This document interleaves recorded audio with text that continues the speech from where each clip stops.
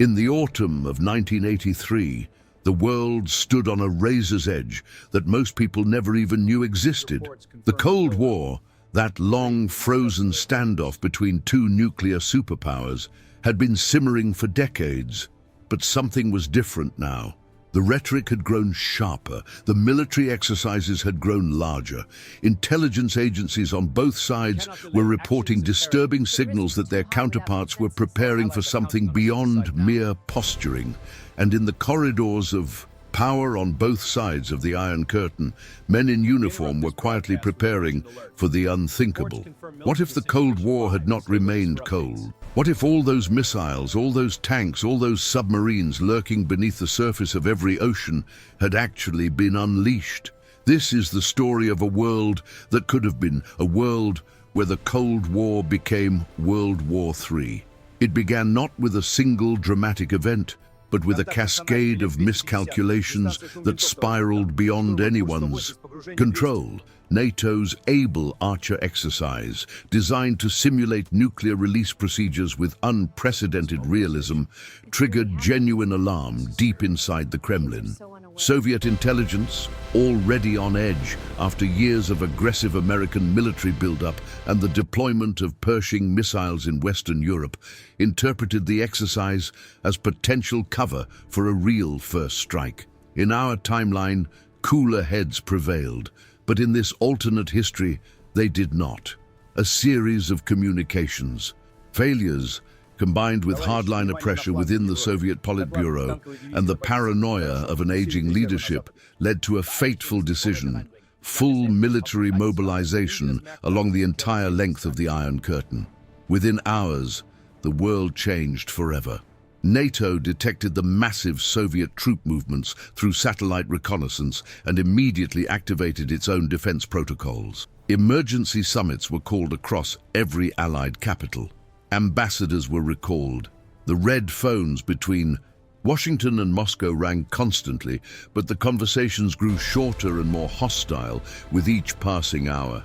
In living rooms across America and Europe, families watched their television screens with growing horror as news anchors reported military mobilizations not seen since the darkest days of the Second World War.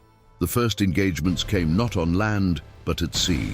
Soviet submarines, already deployed in forward positions throughout the North Atlantic, began targeting NATO naval supply lines connecting North America to Europe. The Royal Navy and the United States Navy responded with massive anti-submarine operations. Within days, the Atlantic Ocean became a vast and deadly battlefield, stretching from the Norwegian Sea to the Azores. Cruise missiles streaked across northern skies. Aircraft carrier battle groups launched wave after wave of strike aircraft. The seas churned with the violence of modern naval combat on a scale the world had never witnessed. On land, the feared Soviet offensive through the Fulda Gap in West Germany materialized with terrifying speed and overwhelming force. Thousands of Warsaw-packed tanks poured westward through the narrow corridor, supported by mechanized infantry and covered by waves of attack helicopters. They met NATO defensive positions that had been prepared for exactly this scenario over 4 decades. The fighting was apocalyptic.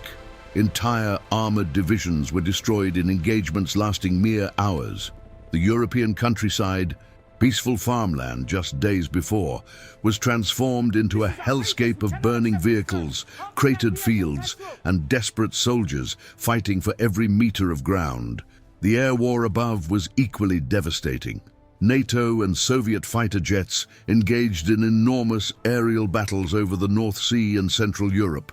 Hundreds of aircraft filled the skies in swirling engagements that made the Battle of Britain look small by comparison.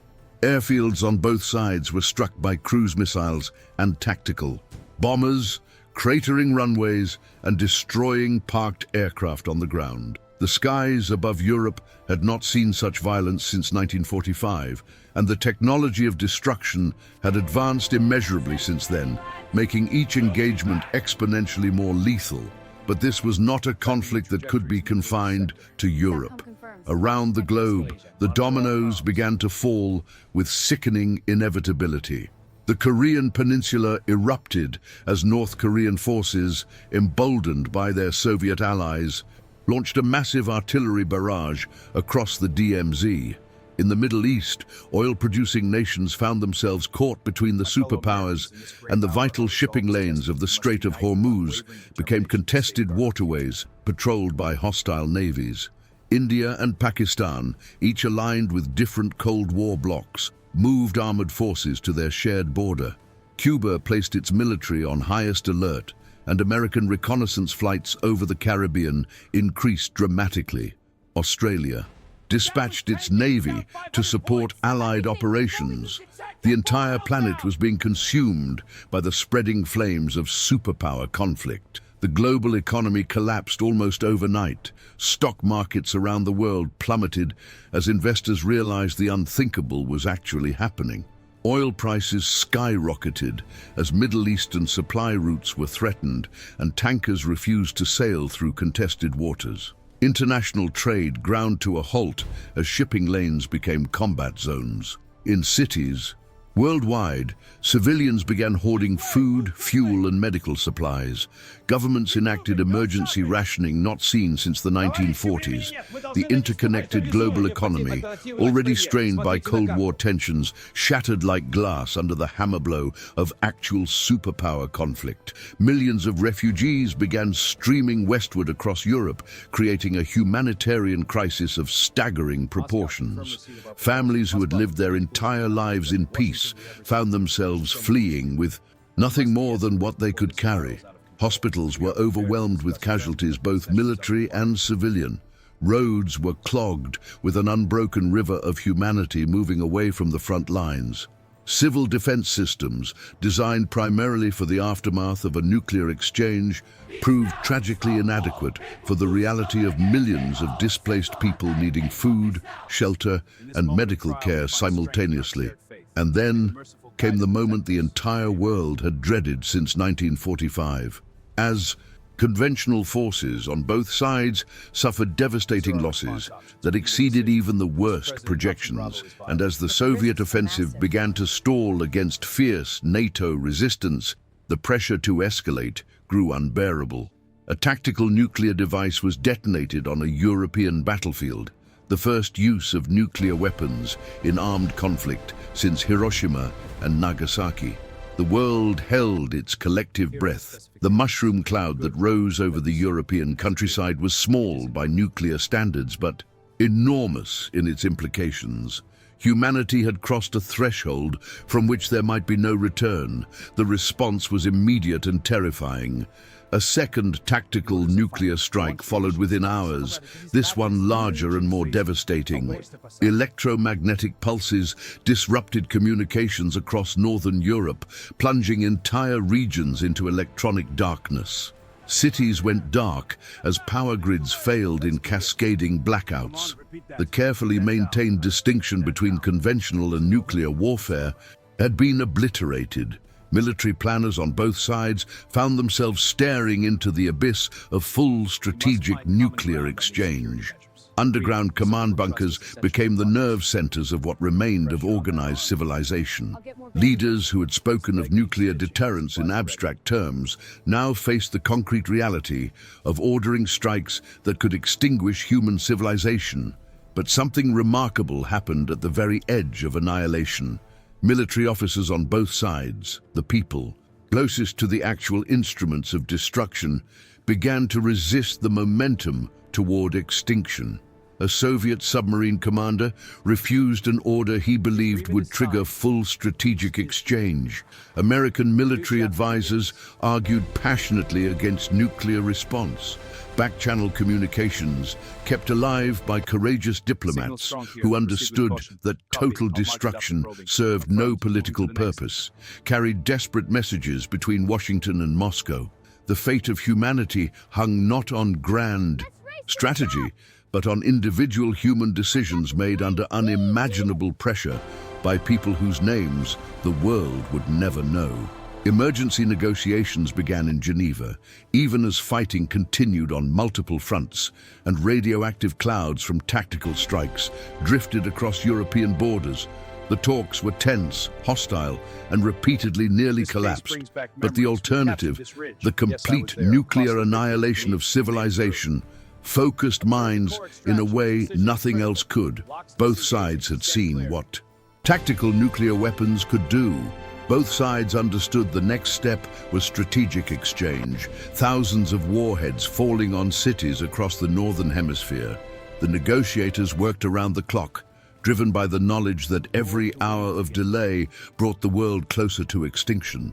After days of agonizing negotiation marked by walkouts, desperate compromises, and interventions by world leaders who flew to Geneva to add their voices, a ceasefire was achieved. It was imperfect, contested, and fragile, but it held. Soldiers on both sides, exhausted beyond measure, lowered their weapons with a mixture of relief and disbelief. The fighting stopped, but the consequences were only beginning. Europe lay devastated. Millions had been displaced. Tens of thousands had perished. The areas where nuclear weapons had been used would remain contaminated for decades. The economic damage was measured in trillions. The psychological damage was immeasurable. In the years that followed, the world rebuilt itself with a determination born of having stared into the void. Nuclear disarmament, once a utopian fantasy, became the central project of international diplomacy. The weapons that had nearly destroyed everything were methodically dismantled under international supervision. Former adversaries, bound together by shared trauma, cooperated in ways that would have seemed impossible before the conflict. The Iron Curtain did not simply fall. It was torn down by people on both sides, who had seen firsthand what division could lead to. The scars remained visible across a changed world. Memorial sites dotted the European countryside. Veterans carried wounds, both physical and psychological. An entire generation grew up in the shadow of what had happened, shaped by the knowledge that civilization had come within hours of ending. But from those scars grew something unexpected, a profound and universal commitment to ensuring such a catastrophe could never happen again. International institutions were strengthened and given real enforcement powers. Communication channels between nations were made permanent and redundant. The world that emerged from the ashes of the Third World War was not perfect, but it was immeasurably wiser. Decades later, historians would debate whether the conflict had been inevitable or whether it could have been prevented by different decisions at crucial moments. They would study the miscalculations, the communication failures, the institutional pressures that had pushed rational human beings toward irrational destruction, and they would return again and again to the individuals who had chosen restraint over escalation, diplomacy over annihilation, humanity over ideology. Those individuals, many of them forever unknown and unrecognized, had saved the world. The story of what could have happened if the Cold War became World War III is ultimately a story about choices. Every day of the actual Cold War, thousands of people on both sides made decisions that kept the peace. They chose negotiation over confrontation. They chose patience over aggression. They chose the survival of civilization over the vindication of ideology. And because they made those choices, because enough people in positions of enormous power chose restraint when they could have chosen destruction, we inherited a world that continued. A world where children could grow up playing in parks instead of sheltering in bunkers. A world where the Cold War remained exactly what its name described, cold. And that perhaps is the most important lesson of all. The world we live in today exists not by accident, but by choice. The accumulated choices of millions of people who decided again and again that peace was worth infinitely more than victory. Because in the end, the greatest weapon ever created was not the hydrogen device or the intercontinental missile. It was the simple, profound, and deeply human capacity to look at the abyss and choose to walk away from it. That is the true legacy of the Cold War that never became hot.